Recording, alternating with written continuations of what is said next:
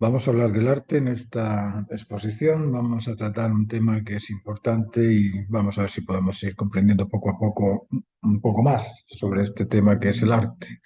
El arte exige calidad, análisis comparativo, comunicación y sensibilidad y armonía. Esos son los aspectos que nos exige el arte. El arte en sí mismo está pidiéndonos mejorar en la calidad, mejorar en el análisis comparativo de la comunicación, qué temas son los que comunican, qué tipo de composición, qué tipo de gráfica, de tonos, de eh, orden cromático, qué tipo de tecnicismos, de oficio estamos entregando para poder mejorar la calidad, poder mejorar la comunicación y poder mejorar también el establecimiento de la armonía del autor con su obra y de la obra con el apreciador, con el exterior.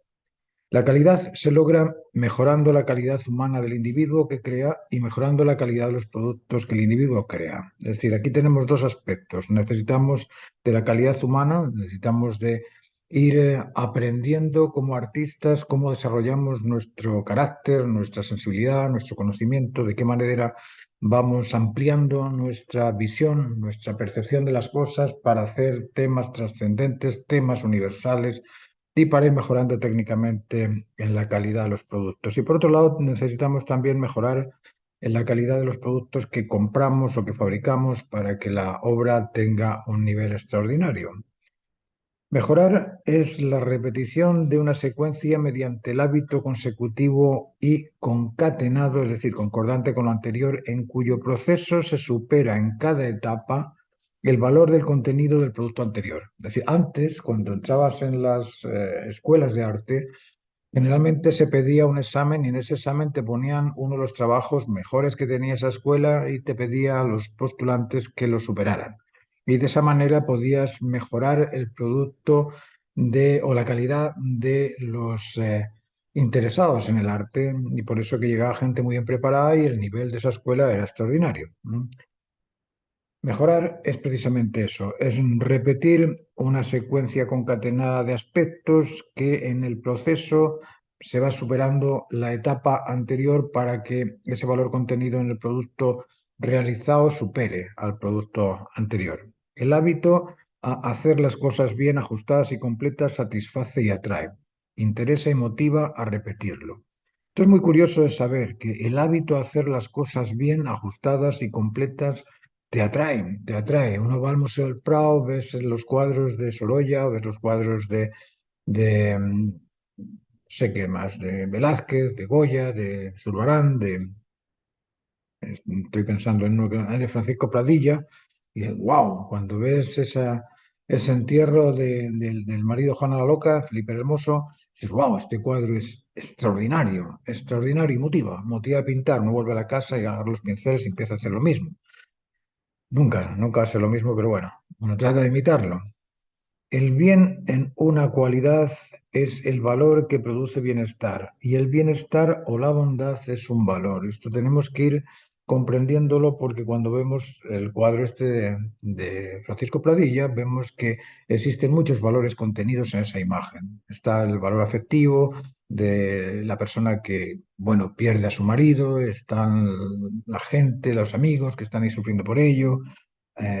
Existe esa ambientación de un lugar donde todos parecen estar padeciendo por ese tema. Bueno, no es que eso vaya a ser un bien, pero sí que es una asociación vinculante que indica la conexión entre personas y esa conexión, al fin y al cabo, es un bien. Luego, el bien en una cualidad es el valor que produce bienestar y el bienestar o la bondad es un valor. En ese cuadro la bondad es la técnica en cómo se hizo el tema, la composición, la gráfica, los tonos, los cromatismos, el oficio, todo eso es aspecto de bondad o aspecto bien hecho. Esos son valores.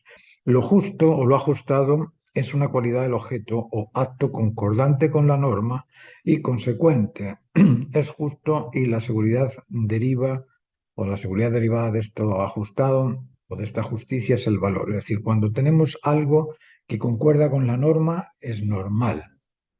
Cuando no concuerda con la norma, por mucho que se diga normal, ahí se está perdiendo el sentido del término y se está asociando lo normal con lo común. Una cosa es lo común, lo vulgar y otra cosa es lo normal. Lo normal es algo que está normado, que se ajusta a esa ley. Luego lo justo o lo ajustado es una cualidad del objeto o acto concordante con la norma y consecuentemente es justo y genera también esa seguridad que se deriva de ese sentido de estar justo, de ser justo, es lo que llamamos justicia y la justicia es un valor. Lo atractivo, lo agradable, es una cualidad del objeto o del acto que cuando se disfruta y complace plenamente, uno se siente agradado por ello. Luego la plenitud es un valor que también agrada. Aquí tenemos estos tres valores que son valores absolutos porque todos lo buscamos. Todos estamos buscando el sentido de plenitud o la sensación de plenitud, todos estamos buscando el convencimiento o la seguridad en lo ajustado y todos estamos buscando también el bien común, aquello que beneficia siempre a todo. La calidad, la comunicación y la armonía que establecen los productos son valores perseguidos por el arte. El arte es precisamente eso, es esa persecución de la calidad de la comunicación y de la armonía, siempre lo ha sido. El arte es una palabra compuesta de art, que es cualidad, y te, que es aplicada. ¿Cómo se aplica esa cualidad? Por ejemplo, pintar es una cualidad, pintarte es aplicar esa cualidad a algo. Repetir la producción de un bien se denomina producción. Aquí tenemos que tener cuidado porque los artistas no producen, no hacen una producción en masa o una producción en secuencias. No, las fábricas producen y su productividad se termina cuando se acaba el mercado. Los telefonistas eran un producto que se terminó, los faroleros eran un producto que se terminó, pero el arte es ajeno a la producción. Es ajeno a la producción porque no repite un commodity. Y como no repito el commodity, lo que hace es hacer obras únicas. Cada obra es diferente a la anterior y por lo tanto es única. Y tampoco es determinado por el control de calidad de los productos, porque la calidad de los mismos la determinan entre el autor y el apreciador. Cuando tienes un apreciador que lo aprecia, bueno, ahí se está estableciendo el nivel de calidad que ese apreciador aprecia. Por eso que es tan difícil decir qué tipo de calidad tiene un Jackson Pollock versus un no sé, Velázquez, por ejemplo. No se pueden comparar. ¿Por qué? Porque la calidad la establecen entre el apreciador y el creador. Apreciar es una actitud cuya actividad fomenta el desarrollo del individuo que lo aprecia. Es decir, el apreciar es una actitud en sí. Ahora, esa actitud, eh, cuando se repite, pues lógicamente vas madurando en eso, vas madurando en repetir el aprecio por las cosas. Uy, qué lindo este árbol, ya sé que es un árbol, lo apreciaba y lo distingo de aquella pelota, la pelota es distinta al árbol, bueno, ahí estoy apreciando las diferencias entre una cosa y otra y estoy aprendiendo. Ahora, despreciar es una actitud cuya actividad decrece y merma la posibilidad del desarrollo. Esto es muy curioso, porque apreciando tú puedes desarrollarte y despreciando tú puedes involucionar, puedes hacerte cada vez peor. ¿Mm? Por eso los fanáticos del universo paralelo indican ser positivo ante cualquier situación. No sé si habéis escuchado en televisión o en los medios de comunicación que siempre hablan de tener una actitud positiva. ¿Por qué? Porque esa actitud positiva de estar apreciando las cosas es la que te permite ir reconociendo cosas que en la medida que tú vas asociándolas o las vas metiendo en la memoria, te van desarrollando, van haciéndote cada vez más, inteligente, si es que se puede llamar de esa forma, porque tienes más datos para poder después eh, mostrar al otro. ¿Mm? Luego, la actitud apreciativa desarrolla, la actitud despreciativa involuciona.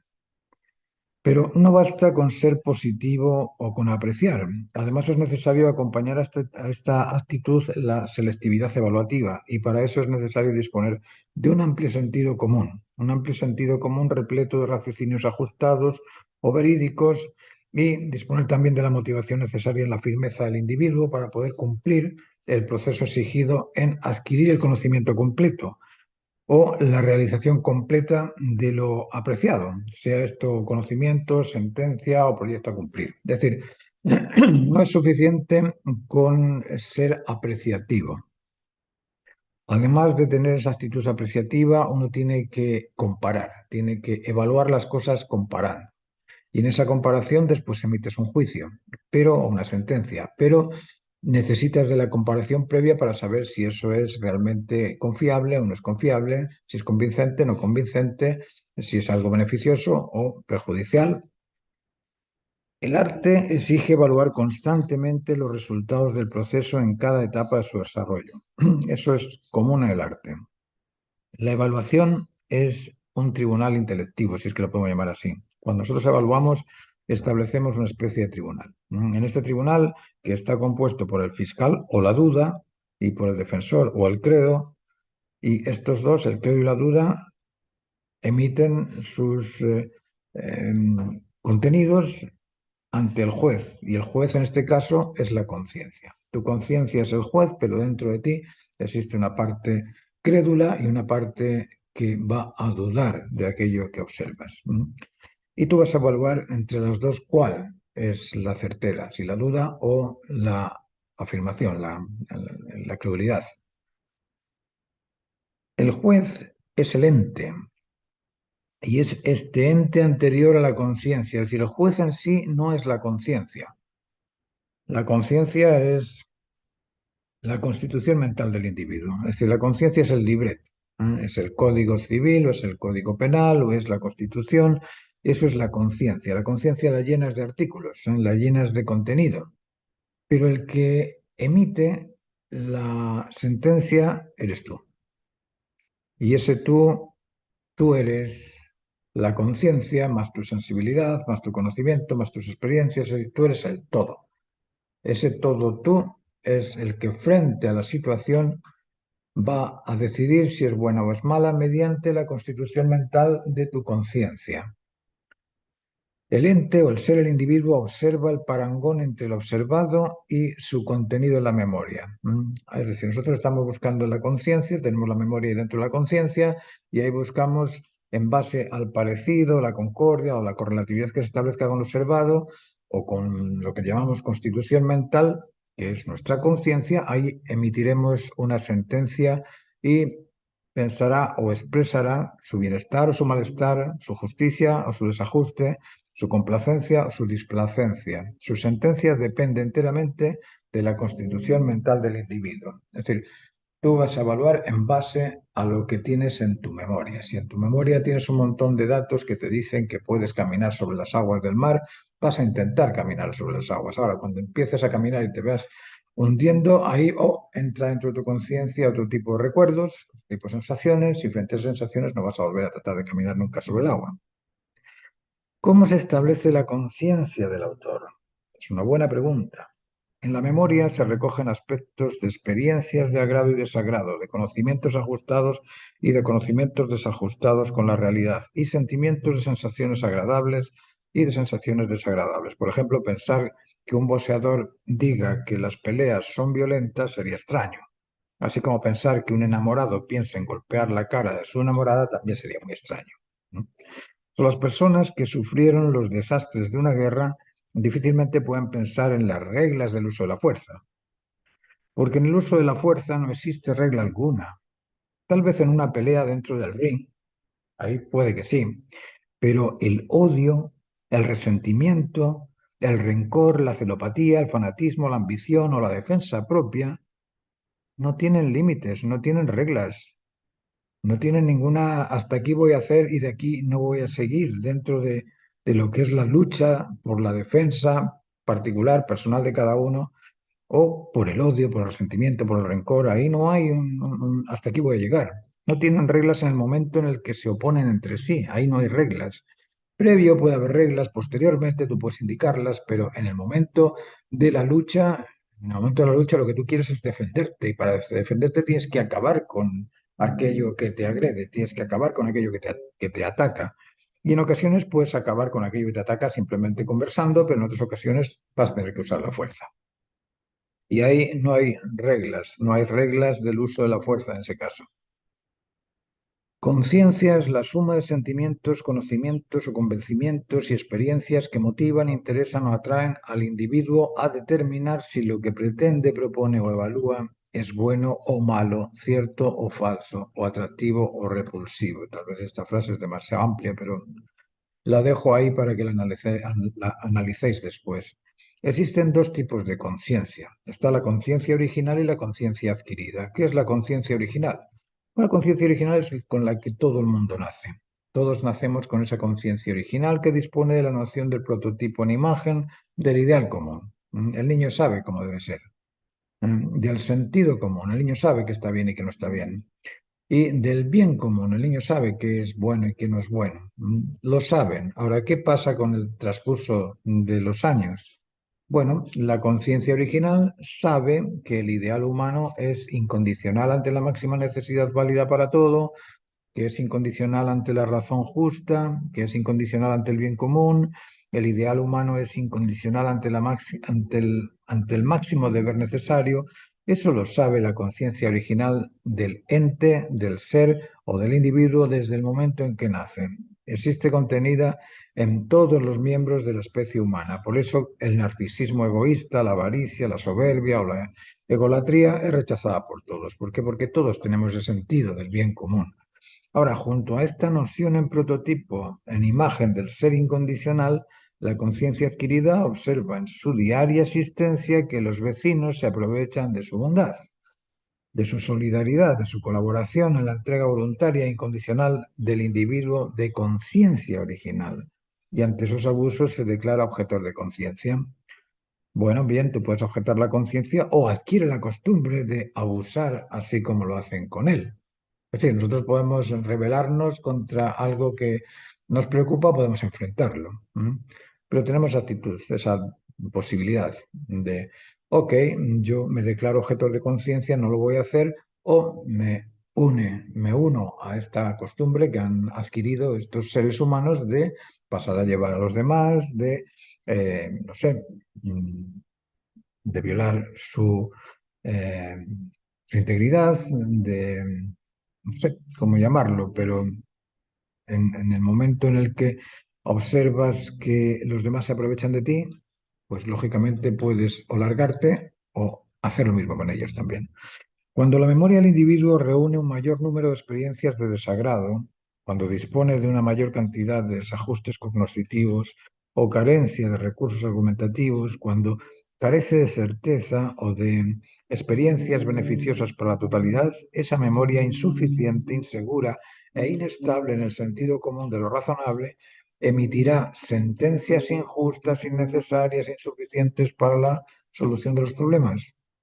Lógico, porque su conciencia adquirida ya ha superado en cantidad a los aspectos de la conciencia original y ya no está por el ideal humano, ya no está por el sentido común, ya no está por el bien común, está por el bien particular, está por el sentido del criterio particular de él y está por destrozar al otro porque no le sirve. Es decir, estamos de alguna forma contaminando nuestra conciencia original con una conciencia adquirida que es artificial.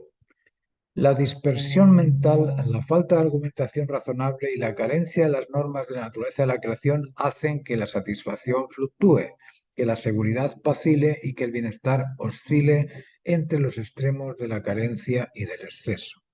El arte, como sinónimo de lo más alto, de lo extraordinario, debe orientarse en el desarrollo de la máxima calidad, del máximo convencimiento razonable y de la máxima bondad en el bienestar de sus proyectos. Estos valores establecen la armonía entre la conciencia original del apreciador y los valores de que está compuesta. De ese modo, la correlatividad, concordancia y similitud establece el atractivo vinculante que los enamora. El amor no es una expectación, el amor es establecimiento del respeto mutuo, sobre el cual se puede, porque el respeto lo permite, claro, se puede establecer la confianza en el convencimiento mutuo. Confianza exigida por el afecto vincular. Sin confianza no es posible la vinculación afectiva. Y como decía, el establecimiento vinculante entre el objeto creado y la concordancia o la conciencia del apreciador generan el atractivo dual complementario exigido por el valor colectivo. Es decir, para que exista esa vinculación necesitas del respeto y necesitas la confianza. Si no tienes el respeto no puedes confiar. Y si no confías en alguien no te vinculas. Así es. Esas son las tres etapas del desarrollo de la vinculación. No puede existir vinculación sin confianza, no puede existir confianza sin respeto. Hay que empezar por el respeto. El artista que no conoce los valores difícilmente será valorado por la conciencia original de las personas. Los valores se deben investigar hasta reconocer cómo establecerlos. La educación de los procesos es únicamente técnica, pero la técnica en manos de un inmoral, de un irrespetuoso, un confundido mental o un inseguro, en manos de un insuficiente o insatisfecho puede crear graves trastornos. El trash art o arte basura puede ser apreciado por sus representaciones formales, pero si la calidad de los recursos empleados no dura mucho, es un arte intrascendente. Si su temática no es universal, es un arte marginal, incluso si técnicamente está bien hecho. Los valores pertenecen al universo paralelo de las ideas. No se aprecian sensorialmente con los sentidos, ni se ven, ni se tocan, ni se oyen, ni se huelen. No tienen ningún sabor, pero el valor existe. Sin satisfacción no existe atractivo. Sin convencimiento no existe interés. Y sin disfrute de lo conseguido no existe expectación que la motive. El valor es en todo, pero no está. Es y se establece entre el sujeto que aprecia y el contenido o cualidad apreciada que satisface. Hay maestros de la pintura que enseñan a pintar, sí, sí, enseñan técnicas, sí, sí, pero no enseñan a apreciar. ¿Por qué? Porque no entienden la axiología, ni mucho menos la ontología, es decir, para ellos la filosofía es algo ajeno al proceso de desarrollo técnico, pero la filosofía del arte es el elemento fundamental del proceso de desarrollo de la calidad. Es fundamental en el proceso de desarrollo de la comunicación y es fundamental en el proceso de desarrollo de la armonía. Filo es amor y Sofía es sabiduría. Si el artista se niega al amor por la sabiduría, difícilmente saldrá del ordinario, difícilmente. El arte es una actividad emocional de crear y de apreciar belleza. Decimos que en la actividad intervienen un origen o autor y un objeto a transformar en algo consecuente con la idea originaria. En otras palabras, existe en la actitud una causa y consecuencia y un activo transformador que transforma un objeto en algo consecuente con la causa intencional originaria. ¿Se entiende? Luego decimos que en la actividad interviene un origen o autor y un objeto a transformar en algo consecuente con la idea originaria. En otras palabras, existe en la actitud o en la actividad una causa y consecuencia y un activo transformador que transforma un objeto en algo consecuente con la causa intencional originaria. En la actividad de la actitud creadora, es decir, en la actividad de la actitud creadora se establecen estructuras y un proceso, estructuras de posiciones intencional, selectivo y poderosa. El origen de la creación comprende un origen, A, originado en algún originario X, que pretende esa finalidad específica, B, a crear. A y B son observados en el acto creativo. El origen, la finalidad se manifiestan en el acto realizado, pero no se manifiesta el originario, el X. ¿Qué es o quién es el originario de la creación? Alguien diría que es el autor, el artista, Pepe. Pero Pepe no es el originario de lo creado. Lo creado parte de una intención necesaria y la necesidad de pintar un cuadro no proviene de Pepe, el autor, proviene de una necesidad. ¿Y qué es lo que origina la necesidad de pintar un paisaje? El paisaje. Y ese paisaje imaginario es el que despierta la expectación a disfrutar de la pintura del paisaje, es decir, la idea del paisaje existe contenida en el paisaje y es ese paisaje el que necesita realizarse, no es el autor, es la idea en sí. Pensemos un poquito en esto. ¿Qué es lo primero, el hambre o el alimento? ¿Qué es lo que despierta la expectación por comer? La imagen del alimento. Entonces no hay un primero o un después porque el alimento ya está en el hambre. Dicen que la necesidad obliga a ser satisfecha, pero la necesidad se inicia en la expectación a disfrutar al ser satisfecha. Es la expectación a disfrutar el estímulo inicial de la necesidad. La creación entonces es motivada por el valor A y por el valor de realizarse. Una vez comprendido esto, el autor pasa a ser un mediador, un intermedio entre lo necesario y su satisfacción. Si la necesidad es previa al autor y previa a la creación y la satisfacción es posterior a la creación, el autor es un mero transformador del objeto en el valor que satisface a la necesidad, es un intermedio. Piensa en esto. La especie humana es el transformador de una necesidad en satisfacción. El origen y la finalidad de la creación es el valor. ¿Cuál es entonces el porqué y el para qué del qué? A ver, ¿cuál es entonces el porqué y el para qué del qué humano? El valor. Valor puede entenderse como ausencia de miedo o también como cualidad contenida en el objeto que satisface, convence o beneficia al sujeto que lo aprecia. Valor es el centro de la estructura base de cuatro posiciones exigida en la creación. Pero es un centro curioso porque contiene todos los atributos para ser inicio, centro y final. El valor se establece en la plenitud, en la justicia de lo ajustado y en el beneficio del bienestar o del bien logrado. Además, es la plenitud en la satisfacción esperada, pretendida o deseada, la que inicia la necesidad por conseguirla. Es la seguridad en el convencimiento de lo ajustado, de lo justo, lo que despierta el interés por conocerlo, descubrirlo y comprenderlo. Y es el bienestar esperado el que despierta la expectación por conseguirlo, establecerlo o realizarse en ello. El valor es en todo o es todo en uno y uno en todo. Eso es el valor. El valor es todo en uno y uno en todo. El valor puede decir yo soy el que, por eso el valor puede decir yo soy el que soy o soy lo que soy, porque es todo. El valor es todo en sí.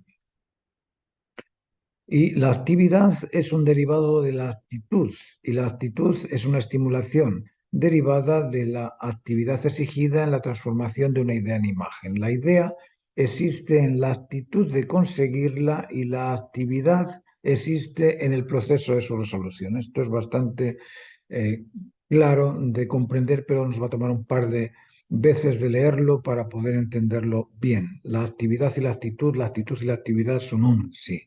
El arte es una actividad emocional. Decimos que es una actividad emocional porque es una actividad sensible y sensitiva, además de sensorial. La emoción es una capacidad sensible de captar lo necesario, pero capta lo necesario mediante el instrumento sensorial y el aparato sensitivo también. El aparato sensorial son los sentidos, percibe luces, sombras, colores, sonidos, aromas, gustos, texturas, sustancias, temperatura, humedad, sequía y equilibrio. Esta percepción pasa a través del sistema nervioso, neuronas, al aparato sensitivo, cerebro, al aparato sensitivo, que está compuesto por aspectos emocionales, intelectuales y motivacionales, para analizar las sensaciones, los conocimientos y las expectativas y emitir juicios o sentencias para que el cerebelo responda a las sentencias emitidas por la conciencia del individuo. La emoción capta necesidades, también capta sensaciones. La sensación es una estimulación nerviosa producida o derivada por la alteración de la normalidad e integridad humana. Ocurre por exceso o por carencia del estado normal del individuo o del ambiente. Un rayo, ese exceso de iluminación, provoca una sensación. Un trueno o una explosión produce una sensación por el sonido excesivo. El exceso de contenido abruma. La carencia de alimentación da hambre. Sentimiento es el recuerdo de una sensación extrema y se comparte únicamente con quienes han sufrido o disfrutado de la misma sensación.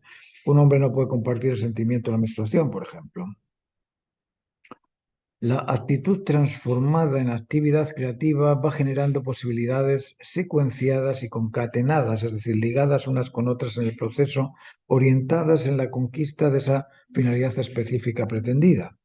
Crear es una secuencia consecutiva de facultades y elementos que transforman una pretensión en proyecto. En la creación existe un estímulo inicial o pretensión, idea interna, y una serie de impulsos motrices, pretensión, intensidad y potencia física externa, que sería la facultad que hace posible la transformación de elementos existentes en estructuras consecuentes con la idea originaria. La creación no es magia, no es milagro, tampoco es instantánea ni por casualidad o al azar o espontánea. La creación se inicia en la pretensión a realizar una finalidad específica, un átomo, una molécula, una bacteria, una célula, un gen, un genoma, un individuo, una especie determinada, un dibujo, una pintura, una escultura. La creación es el proceso consecutivo consecuente con la finalidad pretendida. Eso es crear. Explorar, investigar, jugar con materiales, ver qué ocurre con lo que se hace se denomina experimentación. Exploración, ver qué pasa. Pero si un cliente te pide que le hagas una mesa, no le dices, ven en la tarde a ver qué pasa. Porque yo creo que mis productos de ese modo, al azar y de un modo espontáneo y casual, pueden hacer una mesa. Imagina ir al doctor por una gastritis y te dice, abre la boca, voy a martillar la muela del juicio a ver si por azar se te cura tu gastritis. Esto que parece estúpido no lo es tanto cuando se observan individuos que no solo creen, sino que afirman la existencia de milagros, la existencia de la suerte, la existencia de la magia y del proceso evolutivo por azar. Para crear se necesitan estructuras y procesos. No existe proceso alguno que no se inicie en la estimulación pretendida por una intención precisa y determinada a una finalidad específica. Incluso la expectación a ver qué pasa es una pretensión cuya finalidad específica es ver qué pasa. Pero si nos pasa, se nos va del entendimiento. Es como decir que todo es relativo sin darnos cuenta de que nuestra afirmación inserta en el todo también es relativa y consecuentemente no es digna de convencimiento. O cuando se pregunta cuál es el origen del origen. Nuestro intelecto analiza porciones de la totalidad, porciones de espacio, porciones de tiempo. Por eso, analizar es un esfuerzo constante que no siempre se realiza. En la creación interviene una causa originaria intencional, selectivo poderosa, que mediante un activo emisor transforma un objeto inconsecuente con la intención originaria. Crear es transformar una cosa en otra y para transformar es necesario de algo que sea transformable o de algo que transforme o algo que se forme, que forme parte de esa misma transformación. Ese algo es o implica un momento, un lugar, una energía, una fuerza transformadora. Crear es un término que se dice fácilmente, pero que es complejo, complejo de comprender en su totalidad. Lo importante es comprender que se crea siempre una finalidad específica y que por ser específica cada finalidad es única, se establece o se realiza en un determinado momento y en un determinado lugar. No es posible crear dos finalidades específicas distintas en un único momento y lugar. Apreciar es dar o recibir el valor del observado. Se aprecian beneficios, verdades, vínculos. En la apreciación se absorben atractivos, convencimientos y bienestar. Se aprecian valores de satisfacción o de plenitud, de conocimiento razonable y convincente y de bienestar. No se puede apreciar lo despreciable, lo desagradable, lo falso, lo dañino, a no ser que se desee, y en ese caso deja de ser despreciado y pasa a ser apreciado. Apreciar es distinto a observar y de mirar. Apreciar es evaluar diferencias entre una cosa y otra para distinguirlas y validarlas, para conocerlas y utilizarlas. Observar es solo y simplemente mirar, no necesariamente es ver. Si os se recuerda, no se aprecia. Aquello que se ve, si no se recuerda, no se aprecia. La belleza es una cualidad que el objeto observado retribuye al sujeto que lo aprecia. Belleza es la fuerza emocional que el sujeto recibe del objeto apreciado. La belleza es un potencial de agrado, convencimiento y satisfacción o bienestar contenido en cualquier objeto que solo se establece bello en el momento y lugar en donde el sujeto se detiene a apreciar dicho potencial. Una piedra contiene el mismo potencial de ser valorada que una casa o que $1 millón, o incluso en ocasiones puede valorarse por sobre un individuo. Hay personas, un geólogo por ejemplo, que descubre un extraño meteorito, puede apreciarlo por sobre lo dicho. El poder de ser valorado en extremo existe absolutamente en todo, desde una partícula, y ahí tenemos a la ciencia valorando el bosón de Higgs, que no es más que una motita de polvo. La belleza se establece entre un sujeto que aprecia y un objeto apreciado. Pues gracias por escuchar esta exposición. Espero que haya sido de vuestro agrado. Yo me dedico a hacer clases online de dibujo y pintura y además hablo de la filosofía del arte. Esta clase es parte también de la filosofía del arte. Y si estáis interesados en comprender procedimientos técnicos del dibujo y la pintura, podéis mandarme un mensaje aquí. A continuación os dejo el teléfono. Muchas gracias por vuestra atención.